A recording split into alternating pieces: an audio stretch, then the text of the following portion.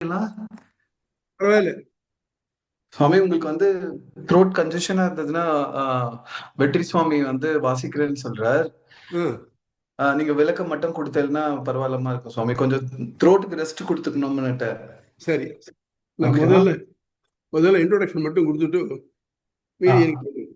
சரியா? சரி சுவாமி. அடியேன் தாசன் சுவாமி.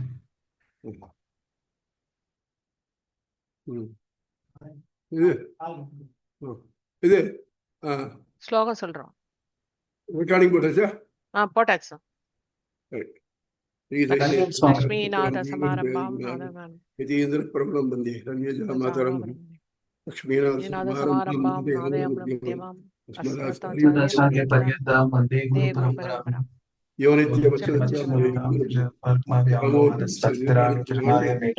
अस्मत् गुरुर् भगवतोऽस्य दैहि सिन्धोः रामानुजस्य शरणं प्रपद्ये मातापिता युवतिस्तनया विभूतिः सर्वं यदेव नियमेन मदन्वयानाम् आद्यस्य कुलपतिर्वकुलाभिराम श्रीमत्तदङ्गिरिवरं नमामि मूर्धना बुधं सरस्वती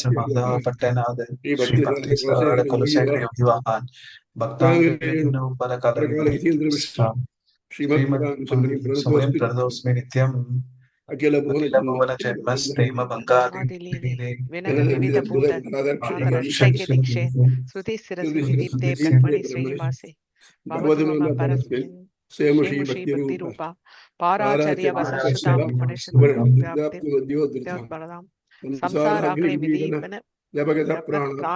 संजीवनी पूर्वाचार्य सुरक्षितां बहुमति व्याघातदूरस्थितां आनीतां साक्षरैः सुमनसो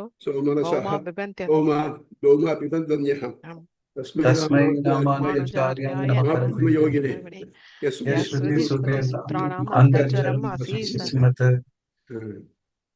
நாம இப்போ 143ஆம் அதிகரணம் பார்க்கணும். அனுசாரதி கரணம்.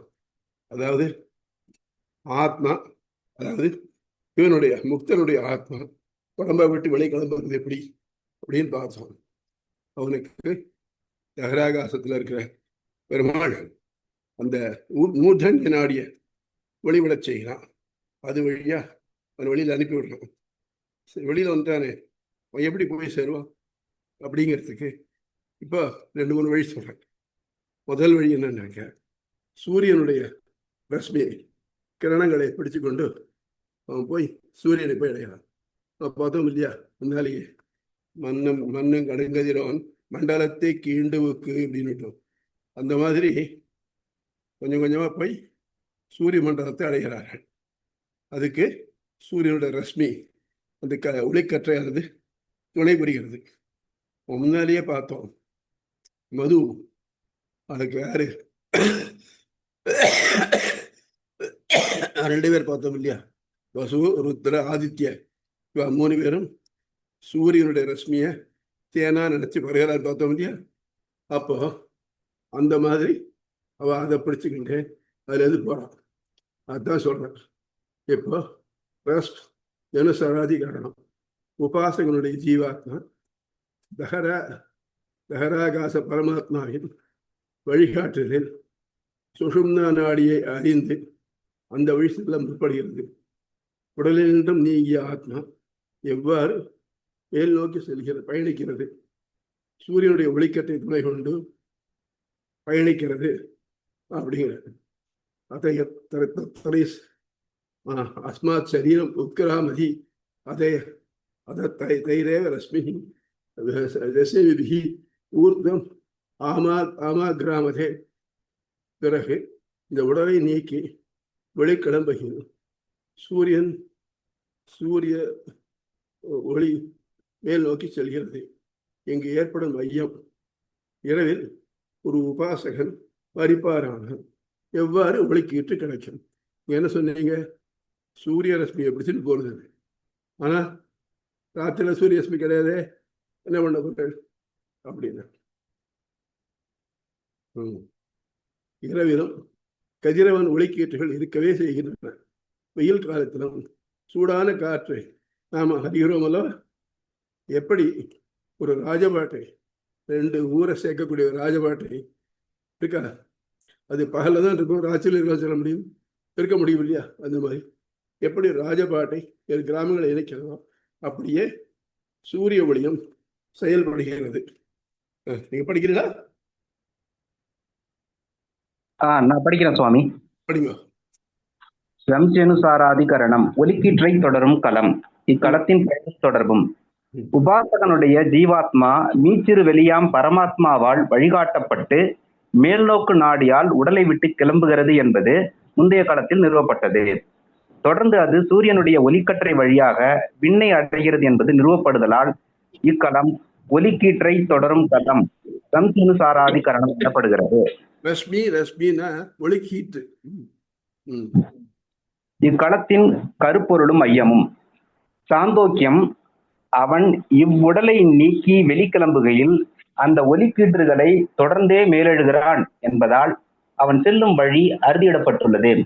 ஆயின் இரவில் அவன் உயிர் பிரிந்தால் சூரிய ஒலி இன்மையால் அவற்றை தொடர்ந்து செல்லுதல் இயலுமா?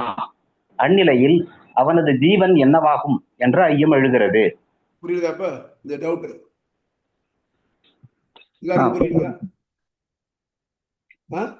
புரியுது சுவாமி.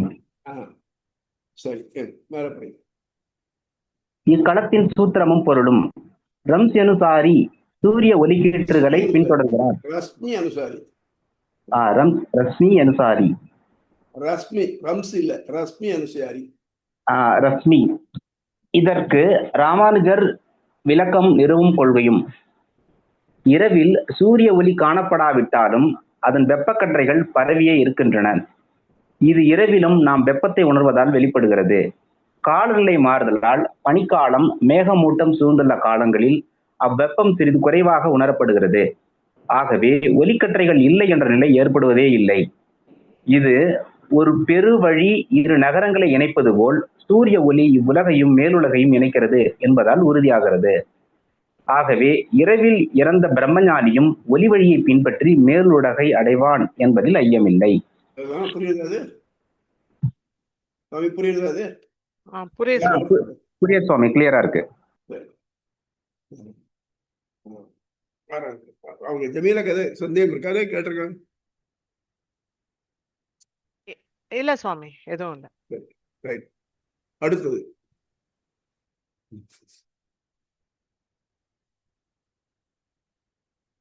நிஷாதிகரணம். பகல் வளர்பிறை உத்தராயணம். உத்தராயணத்தில் இரத்தல் புகழத்தக்கது, மாறானது இகழத்தக்கது என்பதால் இரவில் இழந்த பிரம்மஜானிக்கு முக்தி உண்டாம். பெரு சொல்றது இதுல வேத்தல சொல்றது. பகல்லையும் உத்தரபட்சத்திலும் உத்தராயண மாசத்திலையும் தன் இறந்தான் ஆனால் அவனுக்கு இது நிச்சயம் அப்படின்னு சொல்றது. இதுல என்ன பிரச்சனைனாக்க, இப்போ யாரு வேணா எப்ப வேணா இருக்கலாம் இல்லையா? அப்படி இருக்கச்சு அப்ப அந்த மாதிரி இறந்தவன் அவனுக்கு மோட்சத்துல விருப்பமே இல்லைன்னாக்க அந்த மோட்சத்தை வர முடியுமா? அப்போ கங்கை நதியில மீன்கள் நிறைய இருக்கு. நம்ம போய் கங்கையில போய் நம்முடைய பாவங்கள்லாம் தொலைச்சிடும். மீன்கள் பாவங்கள்லாம் தொலைச்சுட்டோம். அது நேர சொர்க்கம் போறது அர்த்தமா இல்லையே? அதுக்கு சொர்க்கம் தான் என்ன, நரகம் தான் என்னன்னு தெரியாது. அதுக்கு அதுல ஒரு விருப்பம் இல்லை. ஆகவே அதனால இந்த இரவல அவன் இது போய் அடைவதில்லை அப்படிங்கிறது தவறான கொள்கை அப்படின்னு சொல்ல வர்றார். தாவதேவ சிலம் யாவன் நாவி மோட்சம் அத சம்யஷ்டி திருதி. உபாசகனுக்கு வினைகள் நீங்க வரையிலேயே விளம்பரம். எப்பொழுது வினைகள் புரிந்து விட்டனோ அப்பொழுதே அவன் முக்தி அடைகிறான். அதனால் வினை முடிவுகளே காரணம் என்பது இரவு பகல் அந்த வேறுபாடு கிடையாது என்பது தெளிவு. அதாவது ஒருத்தருடைய வினை எப்ப முடியும் யாருக்கா தெரியுமோன்னு தெரியாது. உபாசகன் அவனுடைய வினை பகலையும் முடியலாம், இரவிலையும் முடியலாம். உத்தராயணத்தில் முடியலாம், தட்சிணாயணத்தில் முடியலாம், சுக்லபட்சத்தில் முடியலாம், பட்சத்தில் முடியலாம். அதுக்காக அவன் பண்ணின உபாசனமானது வீணா போறதில்லை.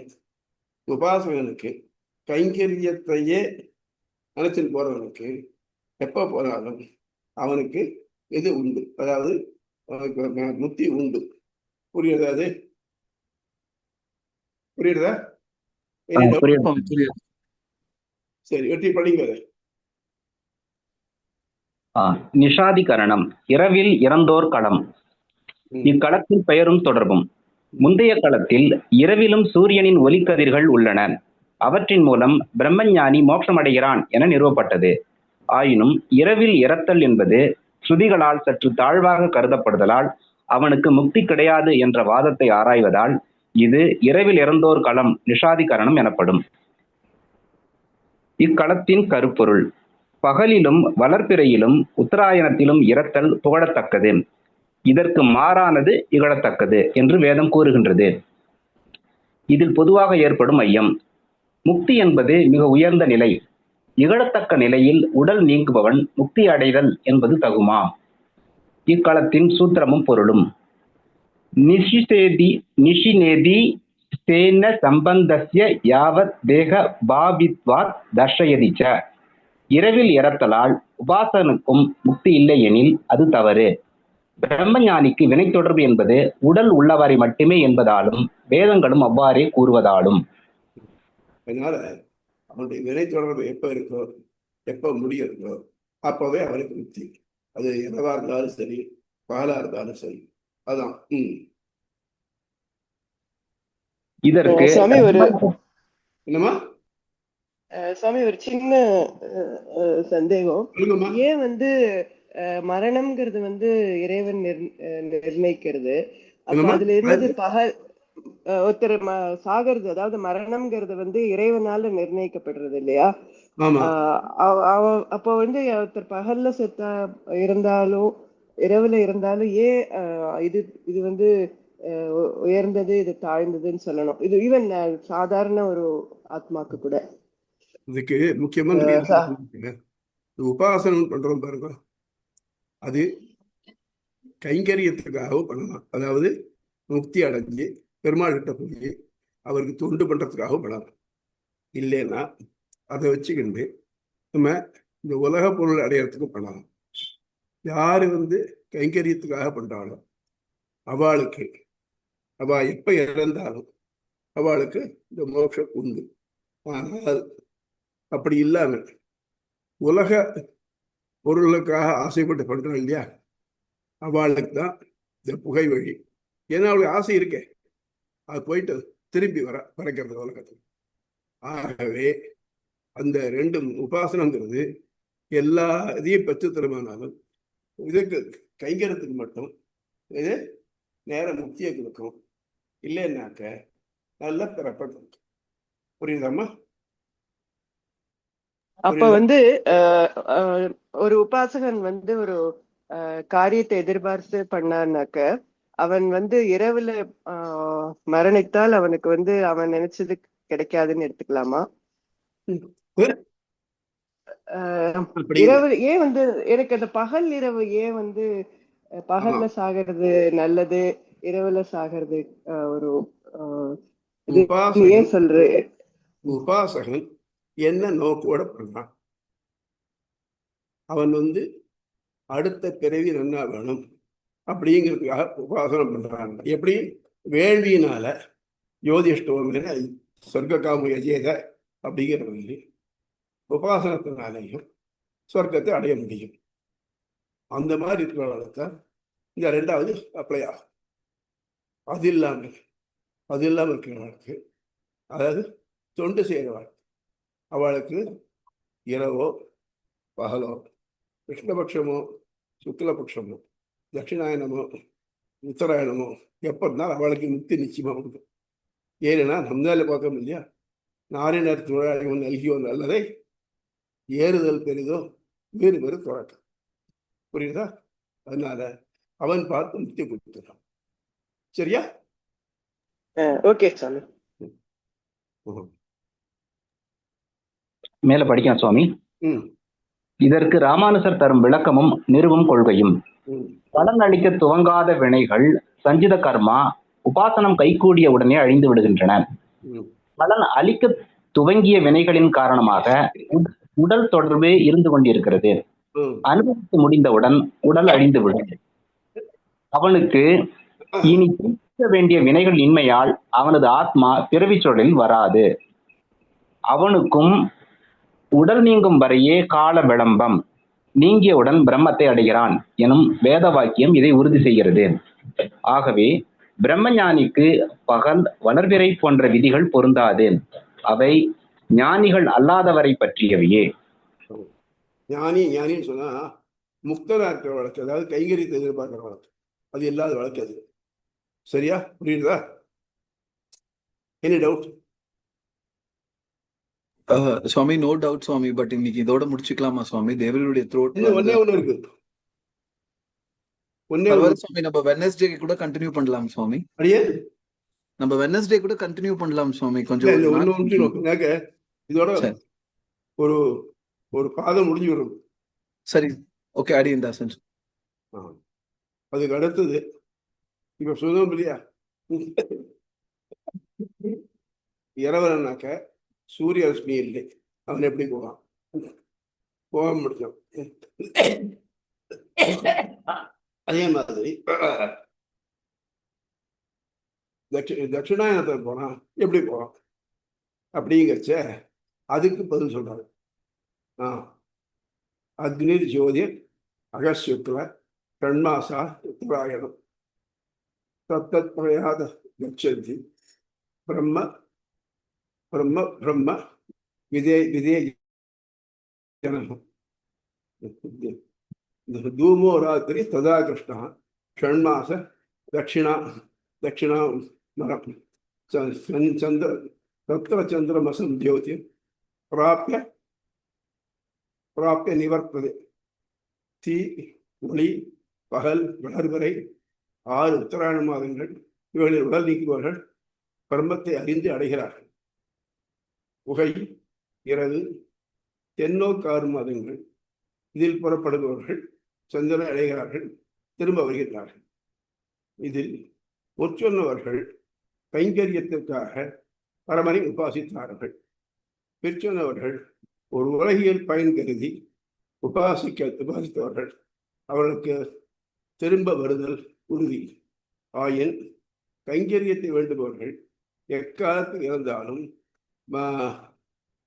பகவானையே அடைவார்கள். புரியுதா? ஏற்கனவே சொன்னதே திரும்ப ஸ்ட்ரெஸ் பண்ணி சொல்லியிருக்கிறாங்க. அதாவது ஒண்ணுன்னா ராத்திரியில போனா எப்படி, தட்சிணாயனத்துல போனா எப்படி அப்படின்னு சொல்றாங்க.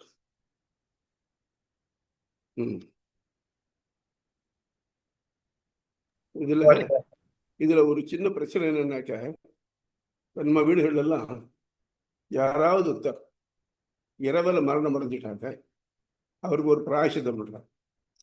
தட்சிணாயனத்துல பண்ணாக்க அதுக்கு ஒரு பிராயசித்தம் பண்றாங்க. இதெல்லாம் என்ன ஆகுதுனாக்க, ஓ நமக்கு தப்பு போட்டிருக்கு அப்படிங்கிற ஃபீலிங் ஏற்படுது. அது மட்டும் இல்லாம பீஷ்மர் என்ன பண்ணிருந்தாருனாக்க உத்தராயணம் வரைக்கும் காத்துட்டு இருந்தார். அப்போ பீஷ்மரே உத்தராயணத்தை காத்துட்டு இருந்தார் இல்லையா, அப்போ நமக்கு உத்தராயணம் வேணும் இல்லையா அப்படிங்கிற சில பேருடைய கன்டென்ஷன். அதுக்கெல்லாம் சொல்றாரு, அது பீஷ்மருக்கு தான் விரும்பிய போது உயிர் விடக்கூடிய தன்மை இருந்தது, அதனால அவரை போன விட முடியும். நம்ம அப்படி கிடையாது. அதனால நமக்கு எப்போ வினை முடிஞ்சிடுச்சோ அப்ப நம்ம உயிரை விட்டுருவோம். சரியா? படிங்க. சுவாமி, தட்சிணாயனாதிகரணம் பெயரும் தொடர்பும்.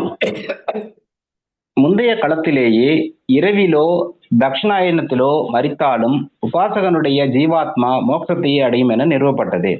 ஆயினும் அதற்கு ஒரு வலுத்த மறுப்பு முன்வைக்கப்படுவதால் அதை ஒரு தனிக்களமாக எடுத்து ஆராயப்படுகிறது. அதனால் இக்களம் தட்சிணாயனாதிகரணம் எனப்படுகிறது. இக்களத்தின் கருப்பொருள் தைத்திரிய நாராயண அணுவாகம் 52. எவர்கள் தட்சிணாயனத்தில் மரிக்கிறார்களோ அவர்கள் பித்ருக்கள் என்னும் மேன்மையை அடைந்து சந்திர உலகை அடைகின்றனர். சாந்தோக்கியம் 5, 10, 5 சந்திர உலகை அடைந்தவர்கள் அந்த பேர் இருளினின்றும் திரும்ப வருகின்றனர் என சந்திரன்ல இருந்து மேகம், மேகத்துல இருந்து வருது, அந்த மாதிரி வருது. திரும்ப வருகின்றனர் என முக்தி இன்மையையும் திரும்ப பிறத்தலையும் கூறுகின்றன. பீஷ்மர் போன்றோர் பிரம்ம ஞானிகளாயினும் உயிர் துறக்க உத்தராயணத்தை எதிர்நோக்கி இருந்தனர். கீதை 8, 23, 24, 25, 26 தீயொளி பகல், வளர்விரை, வடநோக்கு மாதங்கள் இவைகளில் மரணமடையும் யோகி பிரம்மத்தை அடைந்து திரும்ப வருவதில்லை. மாறாக புகை, இரவு, தேய்பிறை, தென்னோக்கு மாதங்களில் உயிர் நீக்கும் யோகி சந்திரனை அடைந்து திரும்ப பிறக்கிறான். இந்த வாக்கியங்களால் பிரம்மத்தை அடைந்து திரும்ப வராதிருக்கும் நிலைக்கு தென்னோக்கு மாதங்களில் இறந்தவர் தகுதி உள்ளோர் அல்லர் என தெரிகிறது.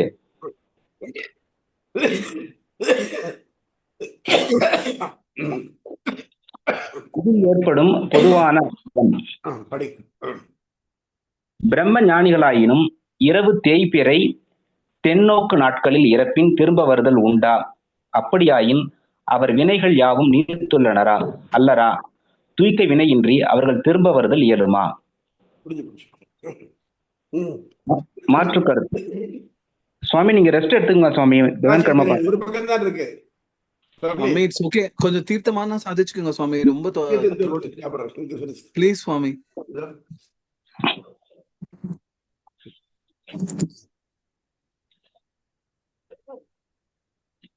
ஓகே சுவாமி, நம்ம நாளை கூடமா நெக்ஸ்ட் கிளாஸ்ல கண்டினியூ பண்ணிக்கலாம் சுவாமி. படிங்க. ஸ்ட்ரெஸ் பண்ண மாற்று கருத்து. தீயொளி பகல், வளர்விரை, வடநோக்கு மாதங்களில் இறப்போர் திரும்பி வராமையும் ஏனையோர் திரும்ப பிறத்தலும் தெளிவாகவே கூறப்பட்டுள்ளது. ஆகவே பிரம்மஞானியாயினும் இரவு தேய்பிறை தென்னோக்கு நாட்களில் இறந்தால் திரும்ப வர வேண்டும். இக்களத்தின் சூத்திரங்களும் பொருளும். அதர்ஷாயனே அபிதக்ஷினே சித்தாந்த சுத்தம் 4.2.507. மேலும் தென்னோக்கு மாதங்களாயினும் முக்தி உண்டு என்பது அதனால் தெரிகிறது. யோகி ந பிரதி சமர்யதே ஸ்மார்தே சைதே சித்தாந்த சுத்தம் 4.2.508. யோகிகள் நினைவிற்கொள்ள வேண்டிய இரு வழிகள் ஒலி வழி, நீத்தார் வழி என நினைவுறுத்தப்படுகின்றது. இவைகளுக்கு ராமானுஜர் தரும் விளக்கம் நிறுவும் கொள்கை. இங்கு ஐயம் ஏற்பட காரணமே இல்லை. ஏனெனில் வினைப்பயன் தூய்க்க வேண்டி இருப்பின் மட்டுமே ஒரு ஜீவாத்மாவுக்கு மீண்டும் பிறப்பெடுக்க இயலும். பிரம்மஞானிக்கு உபாசன பலத்தால் வினைகள் அழிந்து விட்டன. ஆகவே அவன் பிறக்க வேண்டிய கட்டாயம் இல்லை. மேலும் யோகிகள் என்று பன்மையில்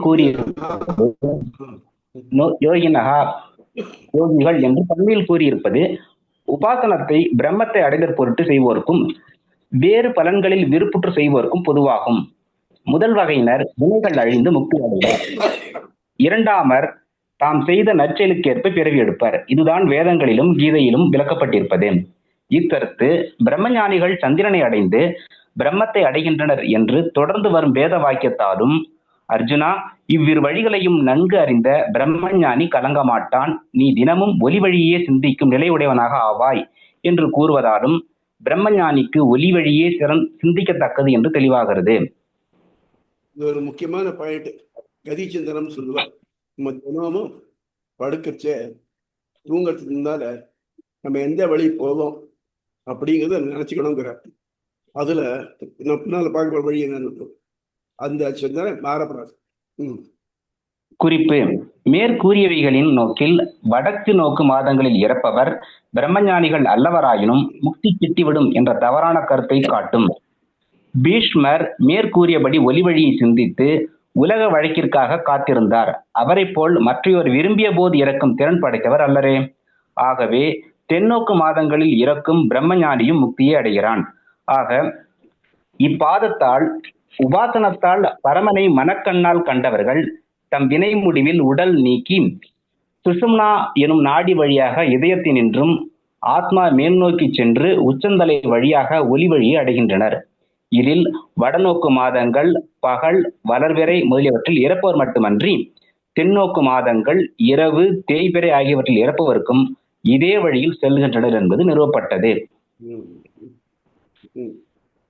4ஆம் அத்தியாயத்தின் 2ஆம் பாதம் உத்கிராந்தி பாதம், ஆத்மா மேலெழும்பல் பாதம் நிறைவு.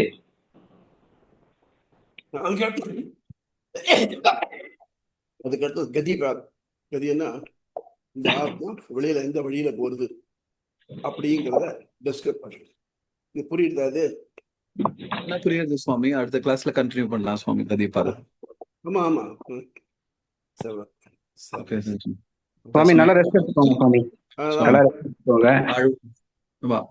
ஆழ்வார் எம்பெருமானார் ஜெய திருவிடே சரணம். ஆச்சாரியன் ஆச்சாரியன் திருவடிகளே சரணம். தஸ்மை ராமானுஜாய நம பரமயோகினே சுத்தானாம் அந்தஜ்வரம் அதி சமத். சுவாமி டேப்லெட்ஸ் எல்லாம் மறக்காம போட்டுக்கோங்க சுவாமி. கூடவே சுவாமி நம்ம ஃப்ரெண்ட் இங்கே தான் இருக்காரு. அப்புறம் எப்படி வந்து சுவாமி அப்ப எப்படி சுவாமி வந்து நீங்க ஆன்லைன்ல வரதுக்கு விட்டு நான் நினைச்சுட்டே இருந்தேன். நான் வந்து மணி சுவாமிக்கு சொல்லி உங்களுக்கு கம்ப்ளைண்ட் பண்ணலாம் அப்படின்னு இருந்தேன். இதான் இருக்க மணிசாமி. அப்படி எப்படி உங்களை அலோவ் பண்ணாரு சுவாமி? மணி சுவாமி நீங்க அங்க இருந்தும் எதுக்கு சுவாமி வந்து